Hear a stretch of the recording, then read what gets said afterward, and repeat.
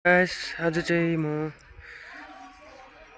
पाइन forest आएको छु टुरिस्टलाई लिएर। सो यहाँको चाहिँ दृश्य यस्तो खाले छ साथीहरू, र टुरिस्टहरू आउँछन् घुम्नको लागि। राम्रो छ, मजाको छ, भ्युजहरू दामी छ एकदम। सो अन्त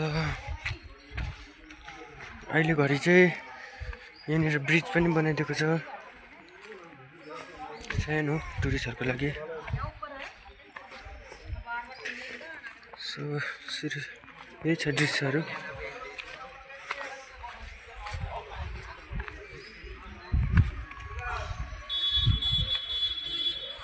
यहाँ छ दृश्यहरू यस्तो छ। यदि तपाईँहरू पनि इच्छुक हुनुहुन्छ भने आउनु सक्नुहुन्छ नानीहरूलाई लिएर। मजाको छ, भ्युजहरू दामी छ, रिफ्रेस हुन्छ माइन्डलाई।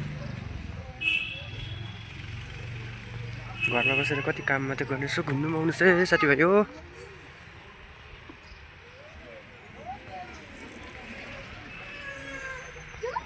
यसरी छ, नानीहरू यसरी घुम्दैछ, आउनु सक्नुहुन्छ।